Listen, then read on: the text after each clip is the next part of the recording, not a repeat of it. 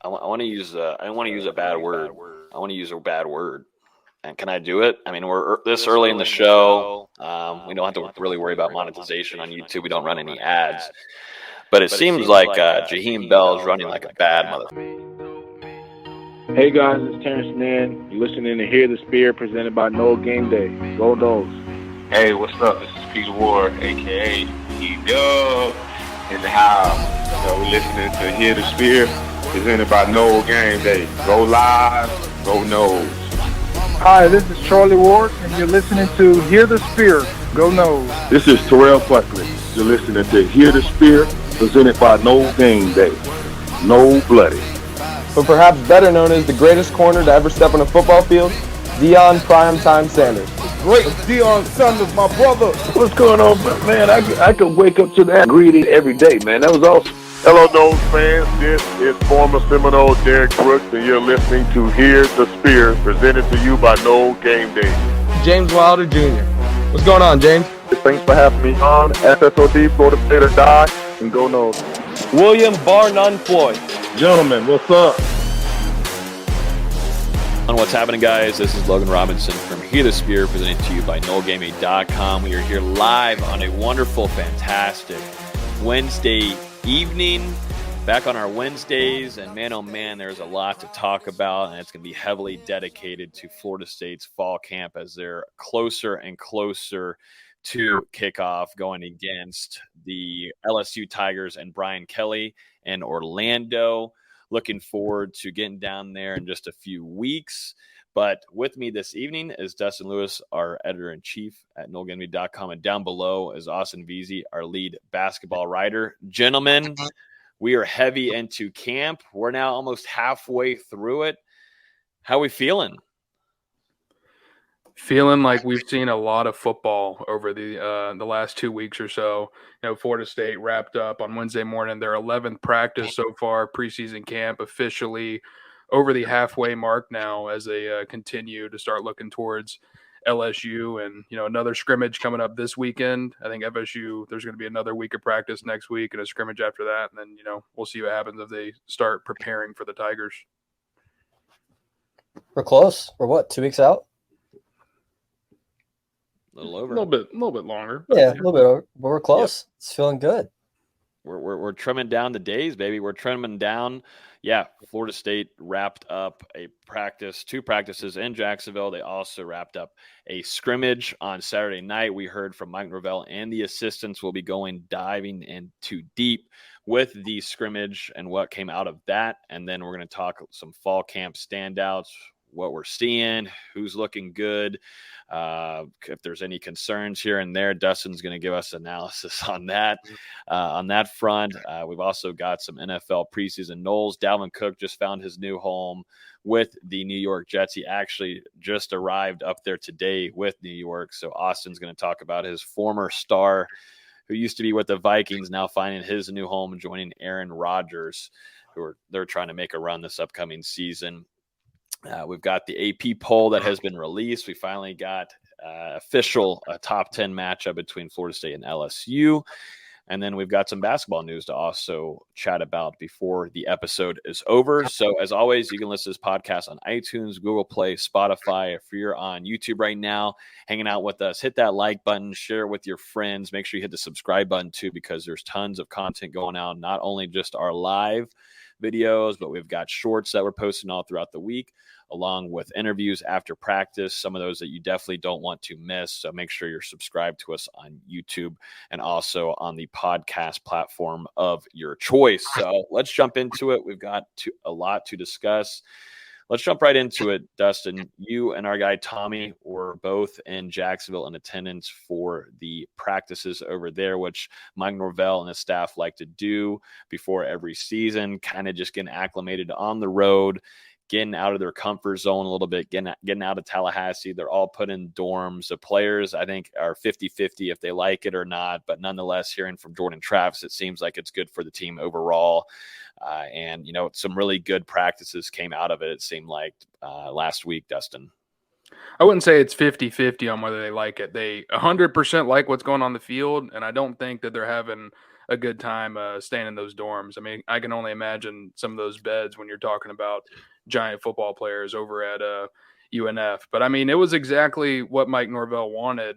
I'm not sure how many people got to hear from him last Wednesday after when he spoke after practice, but ahead of that Jacksonville trip, he said he wanted to be hot, humid, and really competitive. And I think that's exactly what Florida State got out of Thursday and Friday at UNF. I mean, the sun was out, not very many clouds. The temperatures were up. It was definitely very humid out there. We saw guys getting tested by the elements, but the team just really, and I said it last week, just the competition from top to bottom, they were just really getting after it. It doesn't matter if you have the starters out there, or you get down to the second, third, fourth team. I mean, these guys are just all out there competing, working for these jobs. And I mean, as far as the 2 days at Jacksonville, it takes a little bit more for your star players to stand out, when we're watching these practices and making observations, noting guys that have had good days. Jordan Travis had a couple of good days over there at UNF. And I mean, he looked like the guy that we've talked about coming into the season, the Heisman candidate that we're all expecting to see. I mean, at least, especially during Thursday's practice, he was absolutely locked in, just dicing the defense up during the 7-on-7 portions and also during team drills. And I mean, he's carried that a little bit into this week as well. Today was another really good practice for Jordan Travis. And then sticking with the offensive side, tight end Kyle Morlock. I don't want to say it was a quiet camp before UNF, but whatever he did in Jacksonville, I mean, keep on doing that, Kyle. He just absolutely took it to another level, was making some really tough catches out there. You're talking about a 6'6" tight end coming from the D2 level. You want to see some consistency this preseason as he adjusts to the FBS level of competition, and he's definitely settled in as of late. I think those performances in Jacksonville really helped with his confidence. And I mean, he was just catching everything out there, whether he's posted up on safeties or linebackers or anything, outside on the sidelines, in the middle of the field, corner of the end zone. He had a really nice catch. So he was all over, and he's another guy that's had a good start to this week. So, I mean, there were some really exciting performances for Florida State and Jacksonville, some stuff that makes you feel good moving into the second half of this preseason.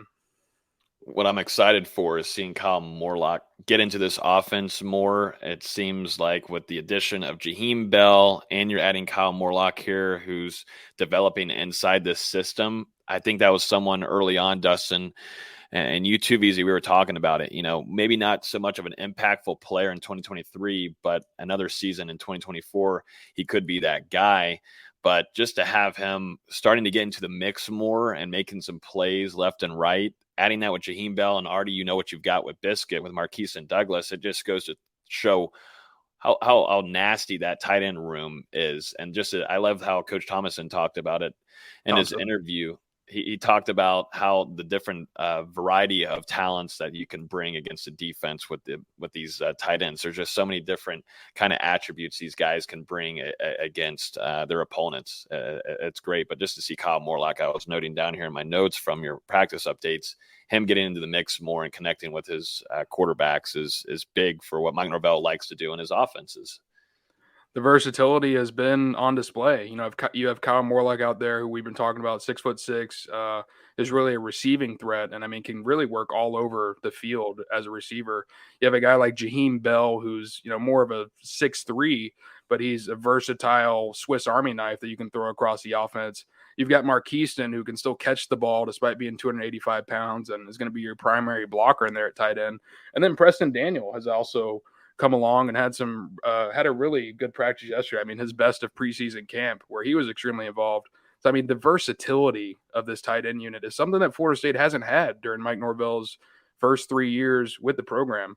I mean, this is exactly what he was talking about when he came into Florida State. This is a guy who loves to use tight ends in different ways. Well, he's got 4 of them that really have 4 different skill sets and that you can throw in there at different times. It's got to be exciting to know that 1 through 4, you can put any of these guys in there and they can all find a way to produce relative to their own skill sets. So Coach Thompson was excited yesterday talking about those guys.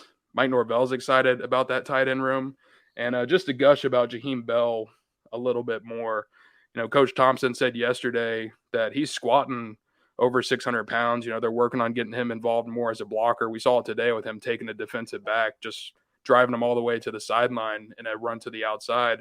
But I mean, man, I want to know how much this guy bench presses, because he came across the middle of the field today, caught a pass, went to the sideline, and absolutely stiff-armed a defender into the dirt. And I mean, it's the second straight day where we've seen him put that hand out and just put a guy on the ground with it. So, like I said, 1 through 4 in that tight end room, you're going to really like watching those guys play. I want to use I don't want to use a bad word. I want to use a bad word. And can I do it? I mean, we're this early in the show. We don't have to really worry about monetization on YouTube. We don't run any ads. But it seems like Jaheim Bell is running like a bad motherfucker. That's what it seems like right now. It seems like he's hard to tackle. Nobody wants to go at him full on head steam. And, I think he brought that up too after the scrimmage on Saturday night. He talked with Adam Fuller about it. And he said, your defense might want to work on tackling me better. And I thought that was a great quote, him and Adam Fuller. Adam Fuller said he laughed at it a little bit, but honestly, a lot of defenses are going to have trouble with Jaheim Bell this upcoming season. He's if you look at him, getting to see him in person too, he's built physical freak already, but just to see what he's able to do downfield, come down with the ball and get these defenders off of him. He's an extremely physical player, but having that strength, I would also like to know his bench press. So it would be nice to add to my collection of notes here. So if you could ask that next practice, that'd be really nice of you, Dustin, but you can already tell 600 pounds. Whew, yeah, he's got a strong base and it's not easy to take him down, but just adding that with this combination of what Mike Norvell was able to do with just the talent he was given last year and building that into what could be available, adding more locks potential as well, is really fun for what this offense could hold in 2023. It's more than exciting because you already have a stacked wide receiver core. You know what you have in the backfield, in those running backs, even beyond Trey Benson and Lawrence Toafili. Obviously, Jordan Travis is behind center, and then you've got a really experienced offensive line. So, I mean, you're looking at Florida State's offense, and you're like, where's the weakness? And, I mean, right now, it's hard to find one when they're clicking on all cylinders. Mm-hmm. Yeah, and I want to go through a couple other notes here too before we dive into some of the scrimmage stuff. DJ Lundy is someone we saw improve last year in coverage, but from what it seems like in your reports, Lundy has been sticking around really well with some of these targets that the quarterbacks are going after. And, I think it's even more interesting to me because he's added on size. And we know that he's really shredded and put off some bad weight. But for him to make this improvement, be able to get better and only show more signs of improvement in coverage is gigantic for Lundy. Because I think some people just kind of overlook him, LB3, whatever. He's just going to be there for a depth piece. He comes in when Deloach and Tatum Bethune are tired. But Lundy's a pivotal role in this defense for Randy Shannon and Adam Fuller. It's been fun to watch. He had a really big hit in Jacksonville, and I don't want to say that was one of the first times I noticed DJ Lundy in camp, but I mean, ever since that hit at UNF, he's just become more and more active over the last couple of days. Today really stuck with Jaheim Bell well on a route during one-on-ones and actually ended up forcing a completion. But on Tuesday morning, DJ Lundy, it's impressive to watch that development over the years, because there was a time where, I mean, he was a liability in pass coverage, and then you're watching on Monday morning DJ Lundy perfectly stick with a running back out of the backfield, Kaizeah Holmes, or I forget if it was Kaizeah or Trey Benson working downfield. But either way, I mean, a speedy guy coming out of the backfield, and DJ Lundy is right with them there on the sideline. And then, I mean, later as practice is about to conclude, I think a quarterback kind of took a shot towards the sideline, and DJ Lundy read it perfectly, came up, went vertical, ball hit him in the hands, and just bounced off barely. I mean, he almost had the pick. But the signs that we've seen from him in camp, behind Tatum Bethune and Kalen Deloach, having those three guys back in that linebacker room is going to be huge for Florida State. I think it says a lot about Randy Shannon that he's continuing to get a lot out of these guys. And I mean, it's not just DJ Lundy. Blake Nicholson has had some really impressive strides over the last week or so. Justin Juice Cryer, the Northwestern linebacker transfer, who's a true freshman, has flashed consistently, I would say, as well over the last week. So, I mean, guys just keep popping up, which I think says a lot, like I said, about Randy Shannon, what he's been able to do there. Yeah, developing there, and I think too. You think of in the defensive back room, Rawls, who is showing some flashes as well. Dustin, Yep. there's some guys at Florida State as a staff. They saw talent and might not have the craziest stars and projections there, but once they get in house, they're able to make some nice developments. And I could go specifically to that linebacker room. I thought we saw some impressive improvement in play last year from that group, but having Lundy have those strides is, I think, gigantic, because you want to have this whole room healthy because of the amount of experience that they're going to have. But, that's also a big time leader on defense. I think one that kind of stood out to me too, and the notes here, is a wide receiver who has been dealing with injuries since arriving in Tallahassee, and that's Joshua Burrell. Just seeing a few notes from both you and Tommy and a few things on Twitter as well. Burrell is someone that I've been pulling for a long time. And, I think Mike Norvell and the offense have been trying to figure out how to utilize him the best. We've seen him in the backfield be used, and then he's, originally at wide receiver, but seems like sticking more at the wide receiver unit as he should, in my opinion, but coming down with some nice physical one-on-one balls. Dustin coming down with some big snags and putting some good routes on some of these DBs. I like seeing Burrell make some strides. He's not going to be a guy that's going to make an impact, pivotal impact in 2023, but he could be someone that will be that could be heavily in the mix for 2024. But I like just seeing him get up there and make some plays. It's something that we just don't talk a lot about Burrell during camps, and I think that's worth saying something. I'm happy for the kid because, like you said, he was kind of a non-factor, an outlier, if you will, coming into this preseason for Florida State. Someone that we didn't, whenever we previewed the wide receivers, I don't know if we talked about Joshua Burrell, or if we didn't spend very much time on him. And, it's nothing wrong with the kid. He's bounced between that wide receiver and running back position during his first 2 years at Florida State. Seems like he settled here at receiver ahead of year 3, and he's had season-ending injuries in each of his first 2 seasons. He's just been set back. But, yeah, he's come into fall camp fully healthy, and he wasn't someone that we were specifically watching out there, but then Joshua Burrell just started making plays, whether it was 1-on-1, 7-on-7, team drills. He just consistently began to pop up over the course of some practices. And you're seeing some momentum there.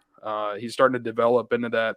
Whenever he came out a couple of years ago, he was a really highly rated receiver and someone that we thought could develop into a possession threat for Florida State. Maybe not an elite athlete, but someone that can get in there with his frame and make tough physical catches. And that's exactly what he's brought to camp so far. Mike Norvell, I think, is seeing the developments there with Joshua Burrell, and has even gone so far as to test him. At UNF, they're running team drills in the red zone, and Norvell actually switched out a receiver with Joshua Burrell late in the play. And I think within 10 or 15 seconds of him getting on the field and lining up, they snapped the ball, and the ball actually ended up going from Jordan Travis to Joshua Burrell for an extremely contested catch down there at the corner of the end zone, and he came down with it for the score this week as well. Continuing to make some flashes there in team drills and 7-on-7 and things. So, yeah, I don't think he's going to be a starter for Florida State in 2023, but he's definitely beginning to put himself in position to, hey, maybe we give this kid a shot in an actual game. Look at what he's showing us in practice each day. Yeah, I think I would love to see him hopefully get some opportunities this season, get some chances, because I think he is one of the most gifted whenever he's getting a chance one-on-one, and I give him a strong chance. He's got some really strong hands too, D-Lou. Remember freshman year when he came in, he stood out in one-on-ones, and he was coming down with it. He just has dealt with injuries, lingering injuries, but to see him fully 100% is huge. He was getting meshed around a little bit with the running back room. Getting him a chance in a game this upcoming season, I think, will be huge. Hopefully we'll be able to see a lot of youngsters too that haven't gotten a lot of playing time, a lot of college experience, get in there and play, because we got to start evaluating going into 2024. As much as, this 2023 season is gigantic and you want to stay in this year alone, I'm looking at 2024 where there is going to be a lot more question marks, because you will lose a lot of talent upcoming with this NFL draft. You've got older players moving on as well. So I'm looking at Burrell as being a guy that could potentially make his mark going into 2024. VZ, do you want to test your mic now and see if we're back fully in function? Yeah, is this better? Can y'all hear me at all? I can hear you. I just got to turn you up a little bit. Hold on. Sounds like you're in a fishbowl. Yeah, well, That's what happens when my current microphone breaks. So Hey, but it is working now. It did have a couple of years working wise. yeah, couple years. Yep, but we can hear you fine now. You're perfect, Okay, actually. I'll speak up a little bit. But we were talking a little bit about. I know you were wanting to talk a little bit of the tight end room there. We were talking about Jaheim Bell and Kyle Morlock and how that was going along. We talked about DJ Lundy as well and coverage, and we already saw upside with him last year. But just to see him really gliding right now in camp in the same way is huge for Lundy. Well, now it's gone. Now the mic's gone somehow. It was just working. Now it's gone. But you can jump in whenever. Back to this mic, maybe? We can hear you now. Yep, we can hear I don't know what's going on. Give it a shot. Yeah, from what Dustin's been saying in the practice notes, DJ Lundy's looked really impressive in coverage. But, what I'm most impressed with is Justin Cryer. Everyone was crying about him as a take. And here he is all over the football field making plays. From a true freshman, it's exactly what you want. Isn't that just like the theme of this staff and like going against FSU Twitter? Eventually, the people are just going to be like, oh, yeah, the coaching staff might know what they're doing. Maybe one day. Maybe. They might be football coaches, whereas we just sit back and we try to act like we know what the heck's going on. Like, just let the coaches maybe do what they're doing. I mean, we haven't seen a game be played yet. It's just fall camp flashes, but still just to see answers being made and some plays being made from these guys that are doubted before they even step the foot on the field is really nice to see. You saw it with Trey Benson last year. Now it's Justin Cryer this year. I hope he makes just as big of an impact. A unit that is making some plays all throughout camp, and I think it's really going to be really telling too of maybe some that will make an impact in 2023. This young defensive back room, man, how exciting is this? I feel like I have not seen as many takeaways posts ever in my life of Adam Fuller posting them almost every evening after camp. By these freshmen, what's going on? What's happening? Who's throwing these balls? I know you can't put them in the reports, Dustin. I put some of them. Yeah, like I need what's going on here? Either something badly is happening in the quarterback room, or these guys, Coach Surtain has got these motherfuckers juiced up on something. Because just to see, Edwin Joseph making plays, who literally just arrived a couple months ago, like. Is this kid just nonstop watching film in the film room? You got Conrad Hussey, who just literally got here too, and he's grabbing multiple interceptions in Jacksonville. He does it again in practice today or yesterday. Like what's going on here? What's happening? I don't know. Coach Surtain, and it hasn't even coached a college game, and these guys are out here making some crazy plays. I mean, I saw it firsthand, so I've already got that in my mentals already. But just to see it continue, I thought, okay, had a flash, cool kid. It's first day of camp. You're going to grab some interceptions for the offense. But it's just continued to be a regular theme so far. They've come in and work. I think that was kind of how Shyheim Brown put it last week whenever FSU wrapped up one of the practices at UNF. But, I mean, these guys have come in with a chip on their shoulder, and, they don't look like your typical freshmen out there. We'll include Ashlyn Barker into that mix. He's a redshirt freshman, but didn't play last year during his stint at junior college. Quindarius Jones and KJ Kirkland were obviously with Florida State during the springs. I mean, they've kind of been going through things, and I mean, we saw them during spring practice. We kind of knew both of those guys were dudes back then, but now you have Edwin Joseph and Conrad Hussey, Jabril Rawls, and like I said, Barker come in, and the four of those guys, despite not getting the luxury of going through spring practice with FSU, just haven't missed a beat. I mean, they've come right in. The first day of practice, I think it was that athletic pass deflection from Edwin Joseph on the sideline where you almost got creamed, Logan. So, I mean, from the very first day of practice, these true freshmen have been asserting themselves, and I mean, I think you got to give credit to those guys, and then also what Coach Surtain is doing over in that defensive backfield, because really the entire unit, I mean, from top to bottom, has been extremely competitive and consistent throughout fall camp. Of course, you're going to lose some battles when you're going up against Florida State's wide receivers, Johnny Wilson, Keon Coleman, and the like. But I think, it's really just iron sharpening iron in this camp. Some really great battles between these defensive backs and wide receivers. And at the same time, I feel like, I don't know if it's the coaching from Coach Surtain or what, but it feels like their ball skills have improved. These DBs are not waiting for passes to come to them. They're going up there and taking the football like they're the wide receiver. AZ had a really nice pick. I think we talked about it last week potentially, but he had a really nice pick. One of the ones from Hussey at UNF was he baited the quarterback to throw into the end zone. It kind of made it seem like he wasn't going to be able to catch up, and then he somehow undercut the pass and picked it off. Today, Jabril Rawls was able to get one that was actually thrown to a receiver, bounced off their hands, and he was right there to pick it off and take it back for, what would have been a pick six in an actual game. So they're getting in the right position, and when the ball comes their way, they're making the play. But at the same time, I try not to get too caught up with the interceptions. It's one thing to be throwing the picks during team drills, but with some of these coming during one-on-ones and 7-on-7, don't think it's as much against the quarterbacks as just some of these guys going out there and making plays. But, I will say Jordan Travis has had a couple turnovers here and there, but he's been pretty solid for Florida State throughout camp, especially as of late. Mm-hmm. And KJ Kirkland is one that we saw in spring of this last spring that was impressing, which was nice. And it just goes to show, some good coaching here. And I'm really interested to see how that develops into a game where you're going to be going against some really nice talent that LSU always has in that wide receiver unit. So you're going to have a true test of still. You're going to have your solidified starters with Akeem Dent, Shaheem up there, but also too, to have Shaheem Brown be a leader that he's turned out to be, tell us a little bit about that, because we saw that in the spring. We saw that even a little bit last year too, as well, from being a youngster, being vocal. I can see where that helps and gives some upside to that younger defensive back room that needs it. They need that hands-on, a guy leading them throughout practices, giving them tips, do this, don't do that, and also lead them off the field. Shaheem Brown has really turned into a leader, not only in the defensive back room, but as a defensive player overall in this team, which has been really nice to see.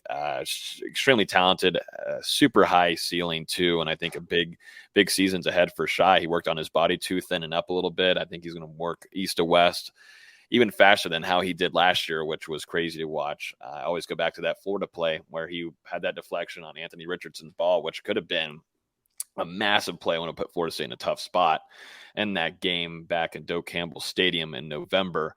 But Shaheem Brown just seems like he's been more of a vocal guy and something that is needed for that defense in the back end.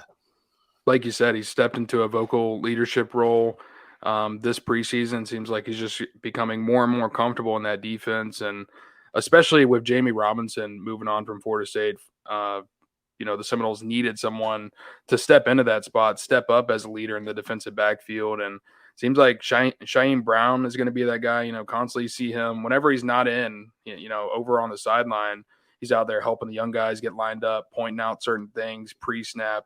It's very impressive to watch. And the same thing, got to point out Kevin Noles as well, another guy who's just going into his third year at Florida State, converted to safety, obviously coming into the preseason, has showed some impressive flashes at his new position. But just like Shaheem Brown, the thing that catches my attention the most is just to see these guys, when they're on the field, they're making plays, but when they're off the field, to see how they're working with these young guys and, still staying engaged despite not getting a rep, it's extremely impressive and just goes to show, what Mike Norvell and also Adam Fuller on the defensive side have helped implement at Florida State, kind of that trickle down effect, and it's paying off.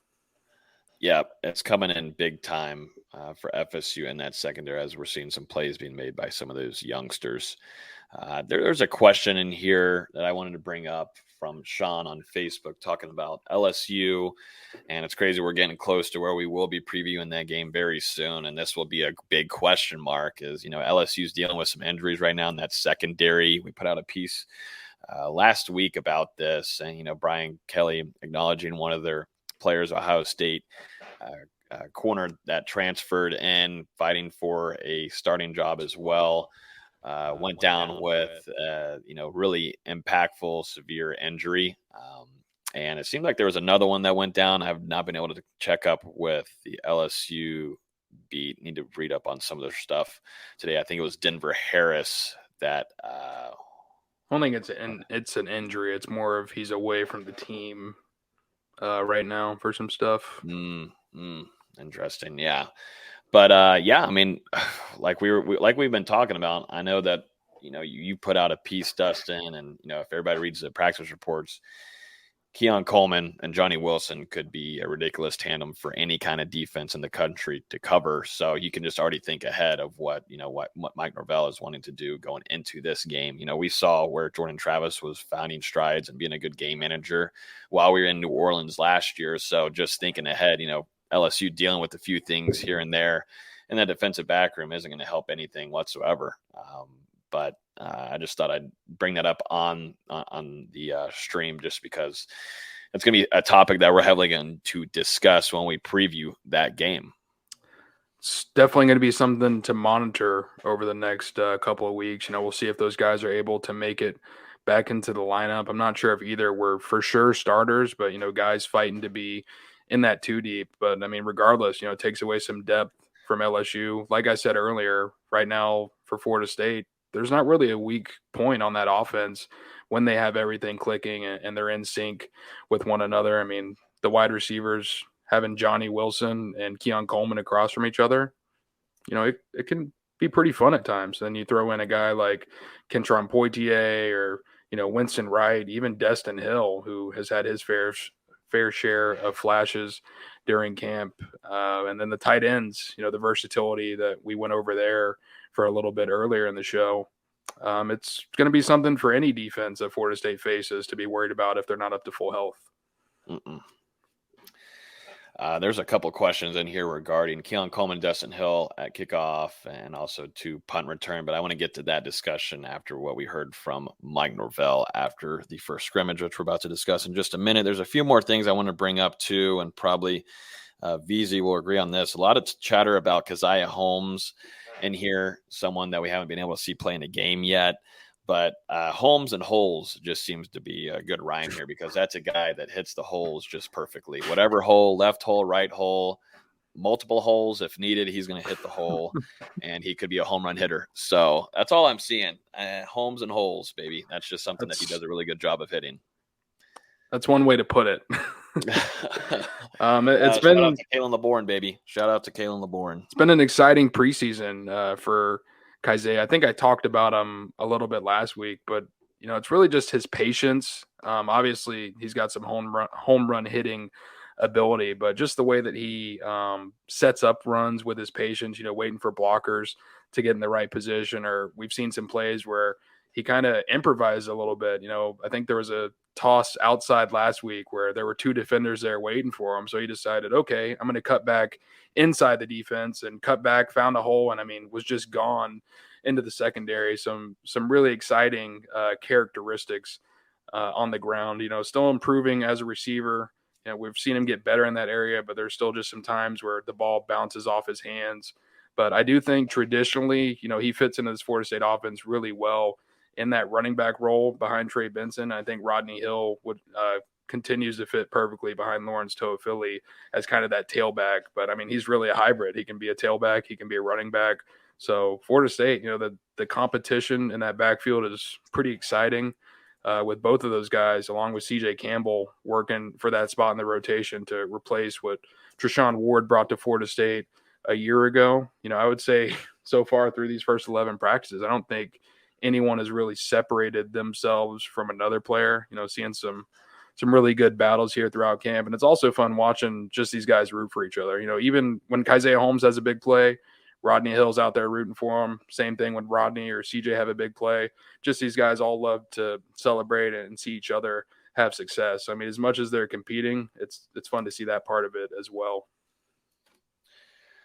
BZ, do you like seeing Holmes hit his holes? Well, I hope my mic works. That's all I'm hoping for right now. As long as Logan would talk. Yeah. Norvell's going to get all these running backs on the field between Toafili, Benson, Holmes, Rodney Hill, CJ Campbell. It's just so much talent that he's got to eventually use. Or maybe he doesn't. Maybe he just sticks to 2 or 3 guys. But there's so much talent from between the way Keziah Holmes has been playing. You got to find a way to get this guy on the field. You just have to. Man, it's gonna be tough in that rotation, man. It's just wild to think that Holmes is finding his groove, and I just need to see him in a game, finding his holes too. And you got to remember too, in his class, he's one of the top-rated running backs. People forget that's now in the stable of David Johnson and Mike Norvell's offense, which has been lethal in developing running backs. No matter if you're a friggin' walk-on, if you're Dustin Lewiskin back there, you could probably grab at least 22 yards a game. Like, that's saying something.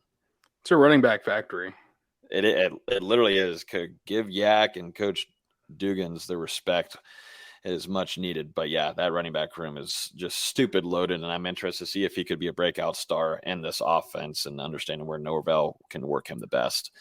I just have some question marks here. There's a few more that I have just practice-wise, Dustin, and I'm seeing a lot more chatter of Deuce Spann, and I'm just wondering what kind of chatter is this? Is this like we're seeing some really significant strides from last year in him?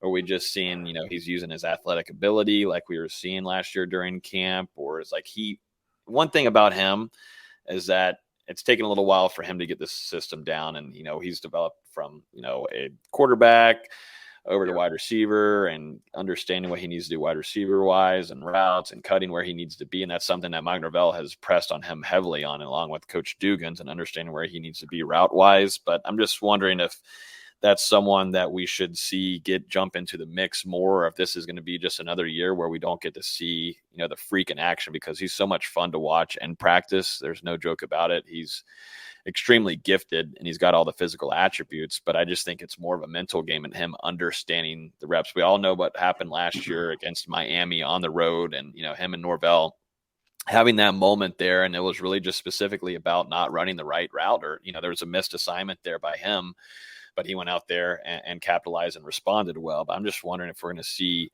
the next step from Deuce Spann, because he's maybe one that is forgotten from this wide receiver room. There's a freak athlete in that wide receiver room. It's not a Keon Coleman. It's not Johnny Wilson. It's not Destin Hill. It's Deuce Spann as being one of those guys. I think it's possible. He's another guy that's come on lately for Florida State. You kind of pointed it out. This is a guy who's still, as far as when you think about people playing football from middle school to high school and to college in the NFL, this is someone who's still extremely very early on in their career to the wide receiver position. Was recruited as a quarterback out of high school, ended up switching to receiver for a year at Illinois prior to transferring over to Florida State. So he's only at the beginning of his third season as a wide receiver. And I definitely don't think he's mastered the position yet. That's going to take years and years of continuing to train that position and route running and different aspects of being a wide receiver, but he's getting closer. I mean, we've seen some strides there. Like you said, Logan, the athletic ability is something that you cannot deny. I mean, when 6'5" Deuce Spann gets out into the middle of the open field, he's gone. There was a end around at practice last week that I think he took for 60 yards. And I mean, he was pretty much waving bye-bye at the defense coming after him. When he gets out there and he makes one of those plays, he's gone. But it's just consistently putting it together between the lines. I think it was yesterday, and I mean today he was pretty impactful as well with some really big catches. But yesterday you see him make a play, and then like you said earlier, Logan, you see a mistake and you see the coaches having to go over there and fix things. So it's really going to be about Deuce's consistency over the back half of this preseason camp. If he can continue to stack together good days, good moments, I think Florida State is going to put him out there and give him a chance, especially alongside with what you have in Johnny Wilson, Keon, Kentron. I mean, you can put some really tall, athletic, and fast dudes out there on the field. Deuce Spann is definitely an interesting one to continue to monitor. I was going to bring up that end around. He seems like one of those guys that even if they don't use him as a receiver right away, they're going to try to find a way to just get him the ball. Like I said, at that size and speed, you got to figure out a way to use it, whether it be on kickoff returns, end arounds, jet sweeps, something. He's just too freakish to not give the ball to, even if he does make those simple mistakes that can get ironed out throughout the season. He's got to have the ball at some point. And I think that's something you'll probably see Florida State experiment with into the season, and see how it goes those first couple of games, and see if there's a role that they can give Deuce Spann behind some of the other guys in that room. Two things. Ayobami Tafase and Byron Turner. What can you say about those two for FSU fans who are looking to hopefully see them make an impact in 2023? Both different players in their regard and what they are going to do. Byron Turner hopefully going to be able to jump into that rotation, make a really immediate impact because he's got to, outside of like Gilbert Edmond, the South Carolina transfer defensive end, he's going to have to step up. And we've seen that him make those steps. And then for Tafase, with Daryl Jackson's situation going on and not getting the appeal to that waiver from the NCAA, you're looking at some of the youngsters to step in, and like specifically Tafase and Daniel Lyons, who I'm really high on. But I'm just wondering too about these that I think FSU fans are also putting inside their head before they head into the 2023 season. I think it's safe to say Byron Turner Jr. has probably been one of your breakout players of preseason camp so far. It really seems like the light has turned on there over the last couple of weeks. There were some flashes early on in the preseason, but especially, the last 5, 6, 7 practices, you're seeing Turner Jr. consistently make his mark. And, we're going to talk about the scrimmage, but it sounded like he did that over the weekend. Mike Norvell, Adam Fuller, and JP all really gushing about his performance. And one thing that really stood out to me was listening to Coach JP talk about Byron Turner Jr. And, he said after the scrimmage, some of his teammates actually came over to Coach JP and, were complimenting about Turner Jr.'s performance and letting him know like how good of a job he's done and that they've noticed it. And JP said that seeing and hearing that kind of stuff from your peers can really give you a boost of confidence. And that's exactly what I'd say we've seen Byron Turner Jr. come in to this week with, especially today. I mean, he was all over the place, especially, I don't know why I keep saying especially. He was all over the place in the passing game and also in the running game. There was one really impressive play where he wasn't blocked initially off the snap and noticed the run was going to the backside and then was able to slide laterally, work his way down and stop a running back, for a very short pickup right there at the line of scrimmage. Had another one. Jordan Travis was rolling out towards the side. Byron Turner Jr. was on. He locked up with Jaheim Bell, drove Jaheim Bell back into the backfield, which not many people are doing that. Shed off Jaheim Bell and then hit the running back as well before tagging Travis for a sack. Had one where he collapsed the pocket and allowed Patrick Payton to get in there for a sack. So, like I said, the light is beginning to turn on for Byron Turner Jr.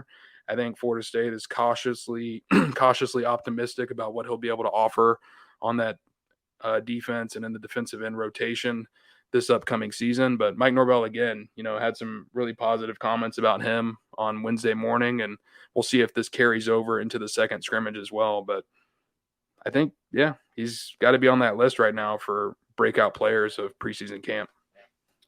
That's great. That's great to hear. Let's jump into scrimmage real quick. That was a lot of great insight there for fall camp, almost a full 50 minutes of it. So if you're just now joining us on YouTube or Facebook, make sure you jump over to the early portions of this, or it will be uploaded on all of your favorite podcast platforms and the audio version. Also, before we jump into scrimmage thoughts and scoop from that, we've got our Discord too, which is being heavily used right now. A lot of conference realignment talk right now, but a lot of fall camp updates going on in there. Recruiting continuously is jumping. And then once we get into season, we've got live channels for you guys to jump in there and utilize for you. So there's over 2,000 FSU fans in there.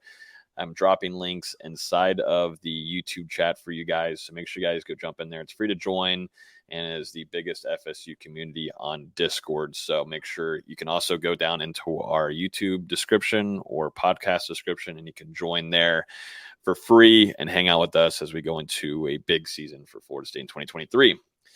Let's talk this scrimmage. We talked with Mike Norvell almost around like 10 o'clock. It felt like it practically was, but Florida State wrapped up a scrimmage. The number one thing I always take away from these is health. And, just observing from what we heard from Norvell and the coaches, it seemed like, yeah, some guys got dinged up here and there, but for the most part, everything kind of came out healthy wise. There will be some guys that will be watched and monitor going into some of the practices coming up and happening now, but coming out of that healthy. And that's something that Mike Norvell even mentioned to us, saying is a lot different than what was going on last year at this point, where a lot of guys were dinged up or a lot more severe injury wise. So biggest thing with that, you don't want to have any kind of injuries. Definitely with starters, you want to make sure you protect your starting quarterback as well.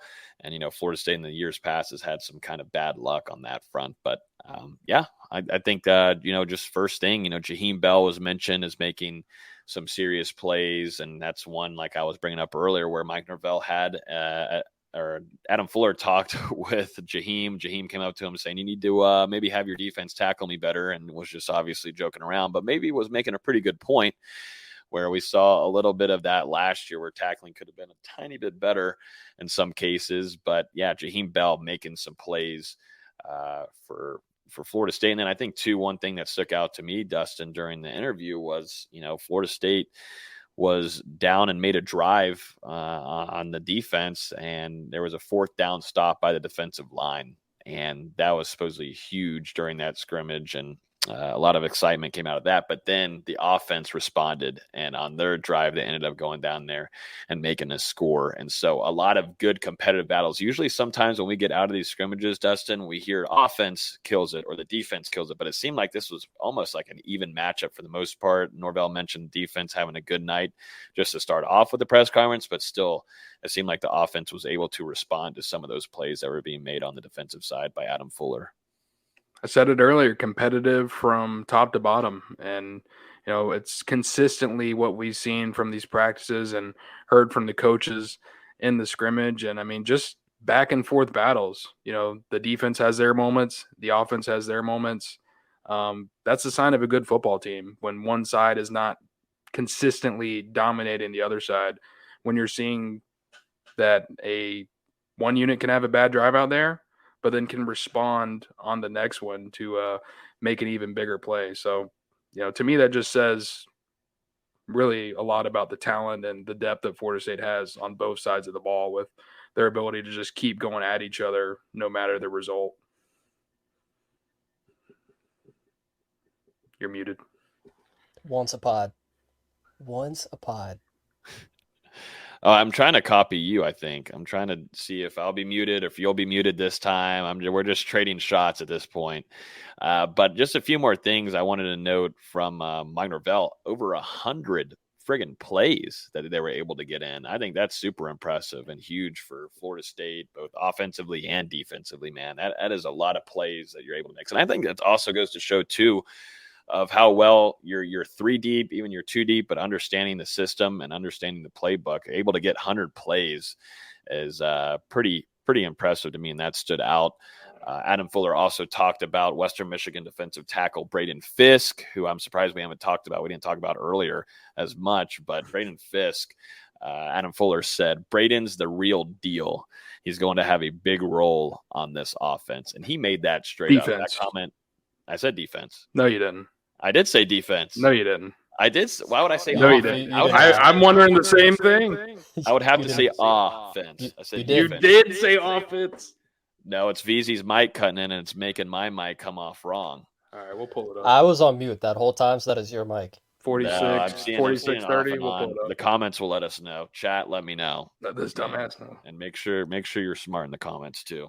But yeah, he's going to make a big impact on this defense, big role. Seemed like Braden Fisk played. There you go.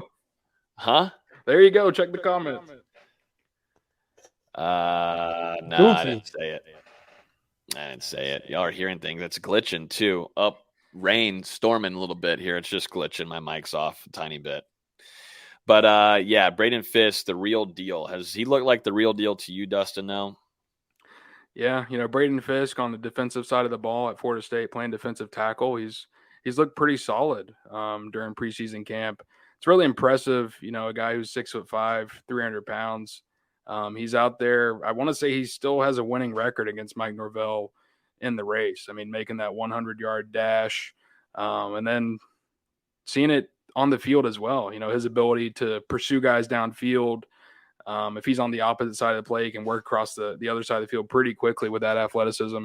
And then on the other end, I mean, just straight up bowling guys over when he needs to as well. So, we didn't get to see a ton of Braden Fisk back during the spring since he was limited with that shoulder injury. But since he's worked his way back, he's consistently been in the mix in that interior for Florida State, popping up during these practices day in and day out. And I think I would agree with Adam Fuller. From what we've seen recently, Braden Fisk on the defensive side of the ball at Florida State, he's the real deal.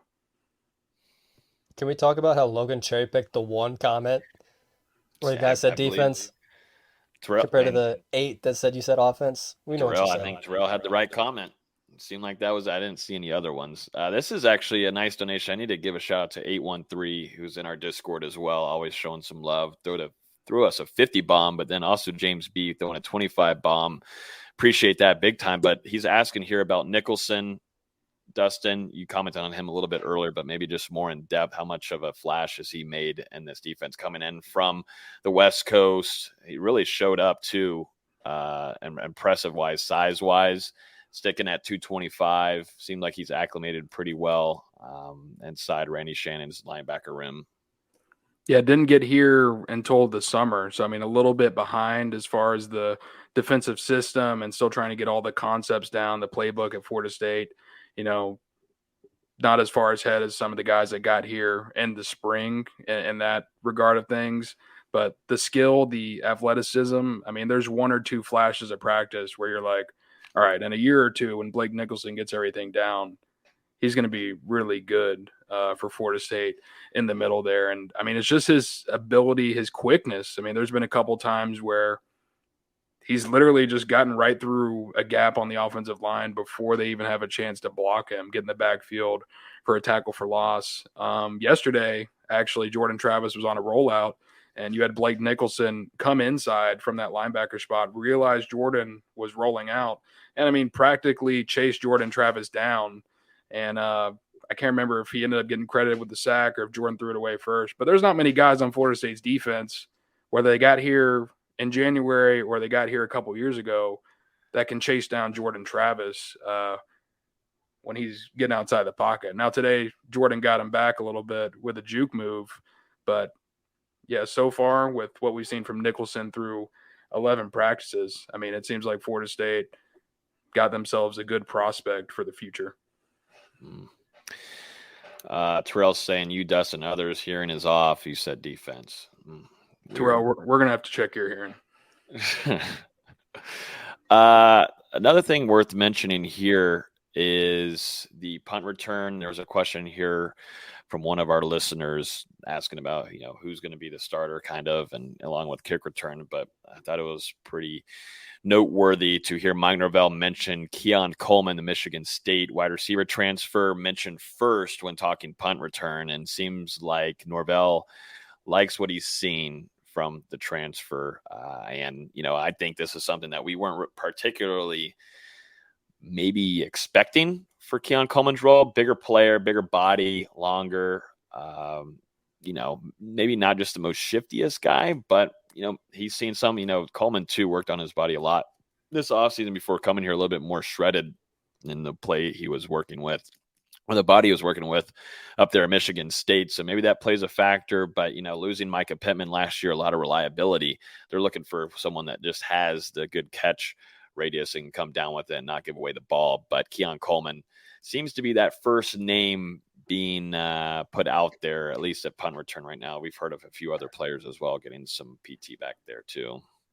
Yeah, so far during preseason camp, Keon, Destin Hill, Lawrence Toafili, some of Winston Wright, those have pretty much been the guys taking the majority of reps at punt returner so far. It hasn't been an area that's inspired 100% of my confidence so far. Still too many punts right now that are hitting the ground, and you're hearing Mike Norvell and Ron Dugans get on these guys. It's definitely a little scary for Florida State, not having a guy on this roster that has returned to punt in their college career, at least at Florida State. And ahead of this LSU game, where I think everyone remembers Malik Neighbors muffing 2 punts that Florida State was able to recover. Now, they didn't turn that into points, but I mean, that was a crucial part of the Seminoles eventually coming out with a victory against LSU. So, I mean, it's definitely a little worrisome right now. You want to see some more consistency now that we're getting into the back half of camp.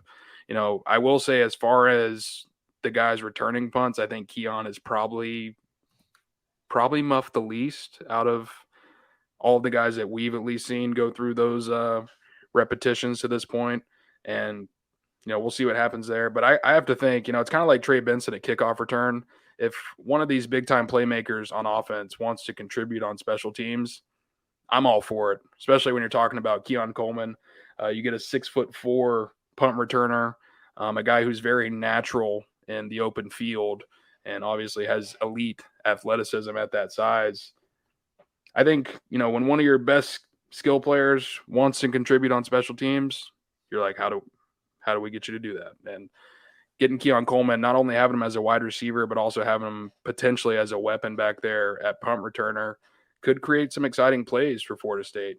I would say last year, as far as punt returns, we saw a lot of consistency. Micah Pittman didn't muff any punts, but at the same time, he didn't have a lot of huge, exciting returns. And, that could have been because he was dealing with that torn hip labrum at the time. But I think if you put Keon back there, it's a little bit riskier potentially as far as muffing punts. But when he is able to break out into the open field, that's going to set your offense up even more so.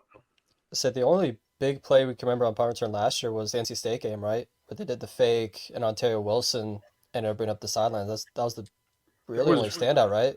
There was one other one at Doak. I can't remember the game. Might have been like Louisiana or something, but he had one that he almost broke in Tallahassee. Didn't quite get it there, but I'll have to look it up. Florida State defensive coordinator also mentioned Gilbert Edmond after having a great week of practice and is coming along. It seemed like he had some flashes in scrimmage too, which is something that FSU fans would be excited to hear about, put on some size during the spring. And so someone that is going to get into that rotation no matter what this upcoming season behind Pat Payton and Jared Verse. Adam Fuller also mentioned too KJ Kirkland, Ashlyn Barker, and Conrad Hussey as players that will help in that safety room that could play an impact too. If help is needed, those guys could come into the rotation as well. He said that he really liked what he's seen since the beginning of camp from those newcomers. So a few takeaways from what Adam Fuller had to say.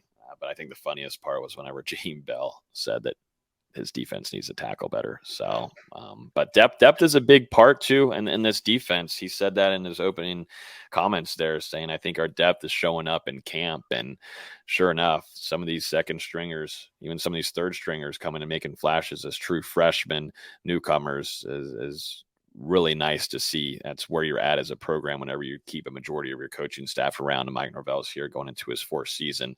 You're building a lot of good depth that you can rely on, and some with some good experience too. So I think that's a good sign there for at least defensively from Adam Fuller, what he saw on the defensive side. Yeah, there's definitely some things that they want to work on and clean up.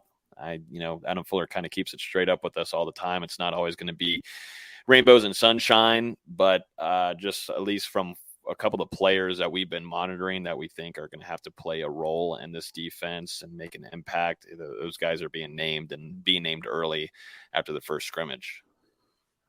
Yeah, I mean, it's a little worrisome for Florida State coming in, having to rely on those newcomers at safety, but they've made all the flashes so far, all three of them, like like Adam Fuller said. And, I think that there's a possibility that all three end up playing a role, whether it's in that two deep at safety or on special teams for Florida State somewhere.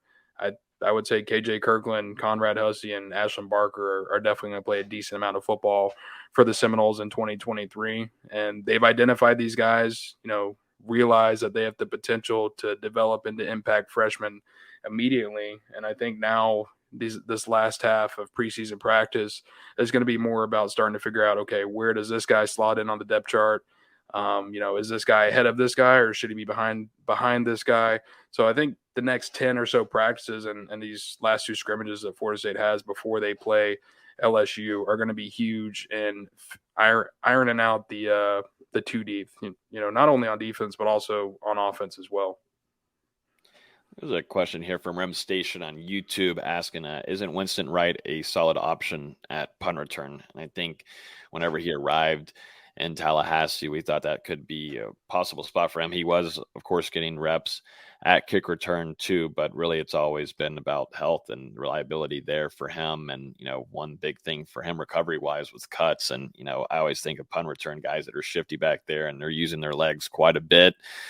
But, I think there's better options, at least for right there. I think he could be a reliable option and at least catching the ball, just like kind of how Micah Pittman was serving at the time. But, really it's just evaluating and making sure, Winston Wright is a full go. I mean, that's just been the big question mark for him all throughout since arriving at Florida State,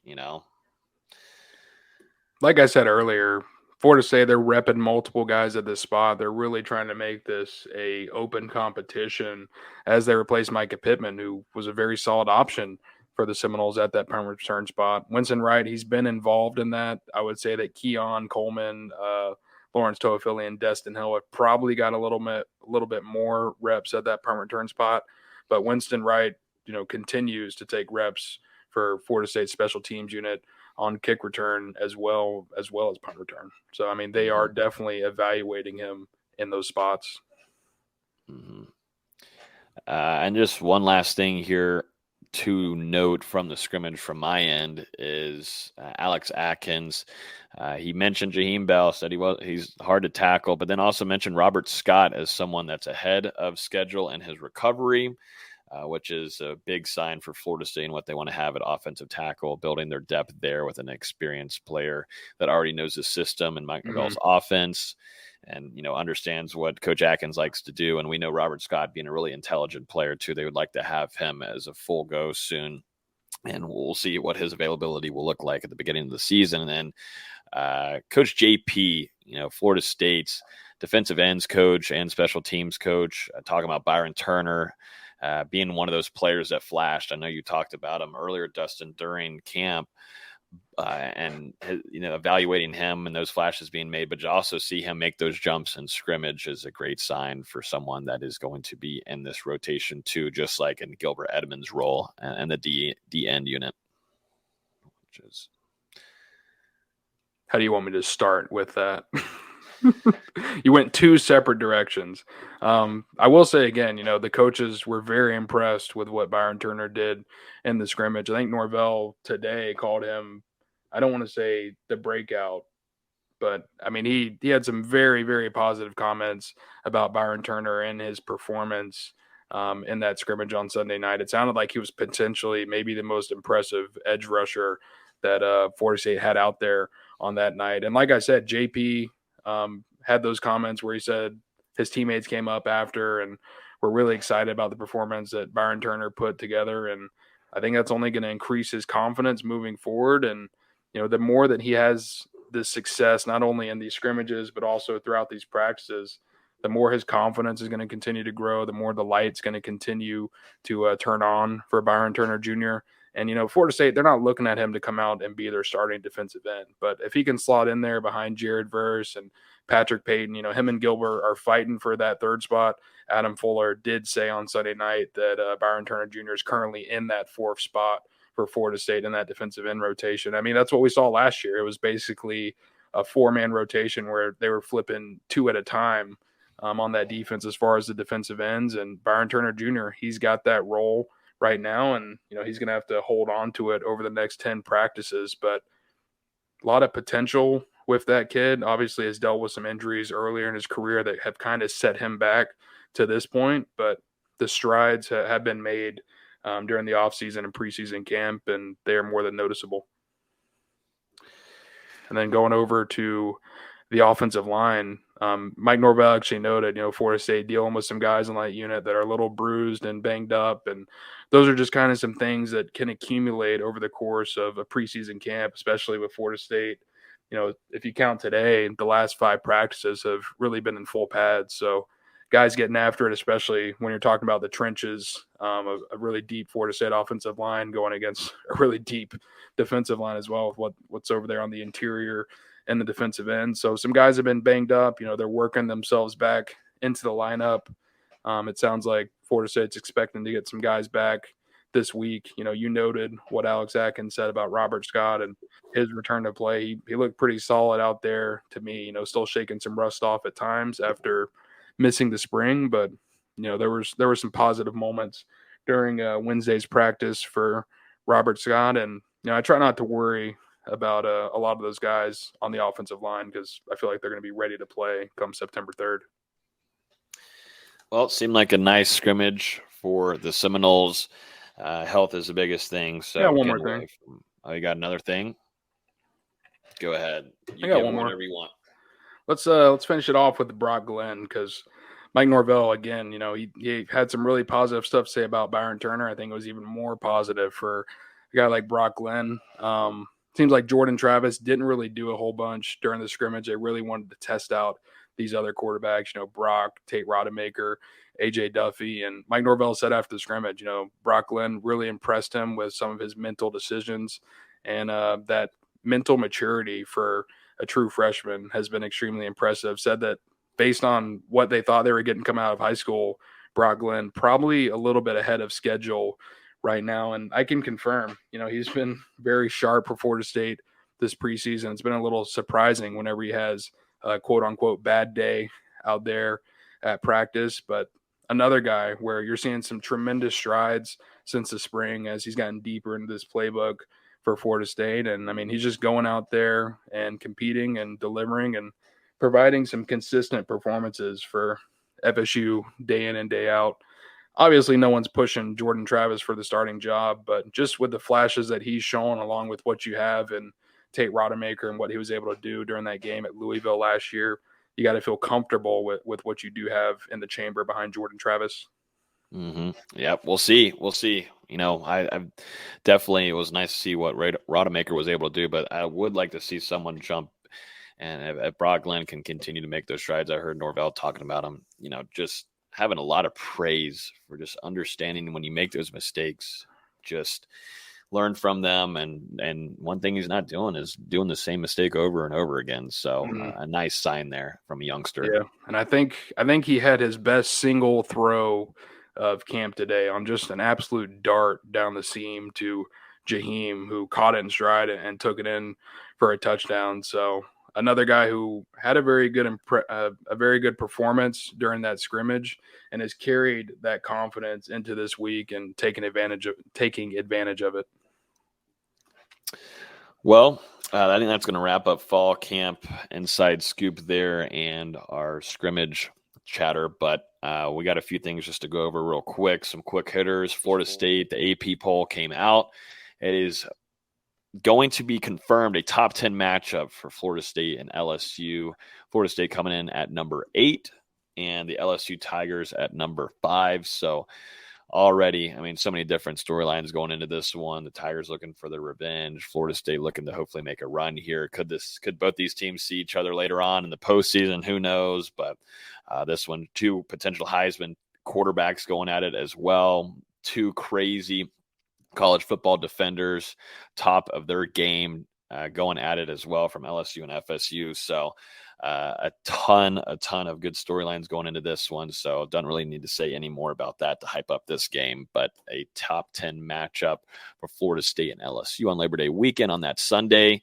And then I'm trying to think, we got a couple other things. We'll talk some NFL preseason Noles real quick. Dalvin Cook, VZ, your guy, has found his new home. And not just your guy, every FSU fan as well, but he's going to be joining Aaron Rodgers. I think this one we kind of expected a little bit. It just seemed like they just had to work out some money things, but officially arrived in New York today. Dalvin Cook is a Jet. Thoughts on that one, BZ? My first initial reaction was, why couldn't he have done it a week sooner when the Jets were practicing in Charlotte? Little selfish reason. That offense should be fun. If Dalvin's even, 80% of what he was 2-3 years ago, that's going to be a really fun offense between Aaron Rodgers, Garrett Wilson. They have a ton of talent all across that offense. And if Dalvin can slide in with Breece Hall and some of those other guys, it's going to be a very entertaining offense. And I'm sort of looking forward to watching them play. I don't know how to feel with Dalvin on one side and Aaron Rodgers right next to him. It should be entertaining at the very least. The Jets are certainly going for it. Yeah, Dalvin to the Jets, and then we got a few other things too. We put out a piece of Jermaine Johnson put in a crazy lick on the number 1 overall pick, Bryce Young from Alabama. He's with the Panthers now and got absolutely rocked out of his mind. Welcome to the NFL, Jermaine Johnson. Here's a little gift here, but if you guys haven't, I highly suggest go watching that highlight. That was absolutely disgusting. Poor Bryce Young, man. He was getting leveled all game. Just lick after lick. His offensive line was doing him no favors. But Jermaine Johnson put on a good move on that left tackle to spin inside and get inside of Bryce Young. And I think, too, it was Nole on Nole damage there because was it Cam Irving? Cam Irving. No. Yeah. It was Cam Irving taking on Jermaine Johnson. Everybody knows Cam Irving's name, 2013 national champion. Good people, too. Got to meet him a couple years ago at Kenny Shaw's camp. But, yeah, Cam Irving was in the protection mode of Bryce Young there, and Jermaine Johnson got the best of him and got to the quarterback. So I'm sure they had a good film room in there inside that offensive line room up there in Charlotte. I'm trying to think of some other things that stood out from some of these preseason Noles. The Jameis throw to A.T. Perry was a great throw right over the head of the defensive back, and A.T. Perry made a good adjustment to catch it for a touchdown. Yeah, that was good. Seeing Jameis take care of the ball, doing his thing. He's also having a nice camp as well, man. I like the demeanor he's going at. I know exactly what he's doing. He's competing, and he's always been a great team player and such. But he's striving to make sure his self is better to get ready for whatever's next for him in his career. But if anything happens to Derek Carr, this Saints, just looking at a lot of the comments and posts and such, this New Orleans city really likes Jameis, so things end up not doing so well for Derek Carr, which Derek Carr also had a nice preseason game as well. But if it's ever Jameis and it's his time to jump in, this crowd is going to go wild for him in New Orleans. Don't worry, Dennis Allen will never put Jameis Winston in as long as Derek Carr's on the roster. I mean, don't that know man, about that coach. He is in love with Derek Carr. He was in love with Andy Dalton too. He would give him a ring if he wasn't married. Plus, they just gave him a big contract. There's going to be some politics there at some point. I just couldn't believe it. I was watching the game. Jameis led the touchdown drive. On the very next drive, they had a 3rd and 7 from like inside the 35, and they're like, "Okay, let's run a draw." What are we doing, Dennis? I mean, just sabotaging Jameis's drives out there. That's Dennis Allen for you, man. That coach irritates the crap. If it doesn't work this year. He's got 2 first names. Yeah, if it doesn't work for Dennis Allen this year, he should be long gone because I don't know what they're doing with him. I don't know what he's doing with the play caller. I'm trying to go through a few other things here. Nothing too crazy from some other Noles and the preseason outside of Jermaine, Jameis. Jalen's still recovering from his injury. I've really liked what I've seen from Pokey. I need to watch a Chargers game. I don't know when they're playing this upcoming weekend, but I really want to see Pokey try to get into that mix as well because he's had a ton of flashes in LA and we've been posting about it, but he's supposedly been like one of their star players of camp so far. Kind of like how Devin Tompkins and like Trey Palmer have been here in Tampa. So something to monitor of hopefully making that 53-man roster. Seems like he's got a chance. One of the only really undrafted guys for Florida State in this draft class that's still sticking around. And, the Chargers could use him, need some help at a wide receiver. Yep. So we'll see if he's able to take advantage of it. I think teams have to cut down on August 29th, and I could see Pokey making it into the back end of that LA Chargers roster, maybe practice squad, but he's definitely got enough talent to stick around. I think we also need to give love to Jashawn Corbin, who had a nice 33-yard run for the Giants the other day. Yeah, good for him. Another guy sticking around. Yeah, see what the Giants could do after a nice, surprising year last year. Never know. You never do know, but we'll see a lot more of some former Noles get into the mix probably in week 2 and week 3. We'll see what happens there. And then there's some basketball to end off the show. We got the non-conference schedule, VZ, that you wanted to give us a rundown on, and it doesn't seem to be so special. It doesn't seem to be too exciting. This is quite literally the definition of mid. This is bad. Starting off with Kennesaw State, who was really good last season, but their head coach left for USF, who Florida State does play later in the year. you're playing 3 Atlantic Sun teams and I think 3 Power Conference teams in total. So just it's a mess. You know, Florida's going to be pretty good this year. I think they're in their second year under Todd Golden. That's going to be a pretty good bar for where Florida State is. You know, that's in the second week of the season. Then you get Georgia in the ACC SEC Challenge. The Sunshine Slam was underwhelming. You know, you start off with UNLV to start that tournament, and then you end up playing either Colorado or Richmond. Richmond's a solid team. Colorado's nothing special. UNLV was fine last year. I was somewhat pleasantly surprised to see SMU, but they were just as bad as Florida State was last year, so that will be a slugfest.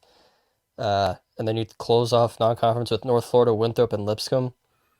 It's just kind of a brutal slate. Nothing to really get excited for. Although that first game against Kennesaw State does come the same weekend as the Miami football game, so a little doubleheader action there. But yeah, not too much to talk about. Really providing the fans with some incentive to pack the tuck.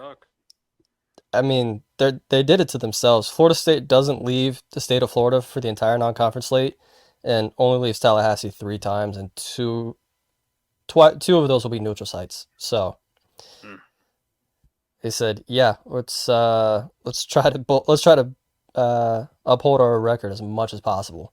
Yeah, you can tell that they really needed that money for the new football facility. So they were like, basketball, you're staying in state.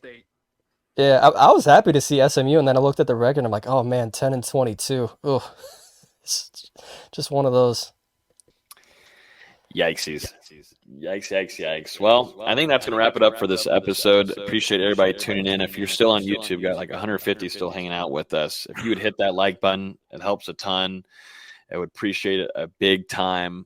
We're getting close to really doing some wild numbers on YouTube. So appreciate everybody coming over here and hanging out with us before the season even begins. So thanks, guys. As always, you can listen to this podcast on iTunes, Google Play, Spotify.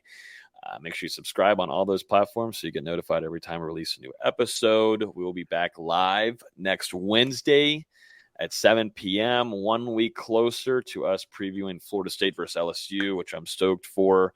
We'll hopefully have our network partner from our LSU site come on here and give us some good insight of what's going on, what's been happening at fall camp, and also give his prediction on what is to come. After last year, he did predict the LSU Tigers to put on a little bit of a show on Florida State last year, but went the reverse, and Seminoles came up on top. I'm interested to see if he's going to have the same take or not from our guy Zach Nagy, so we'll have him on soon to preview that game.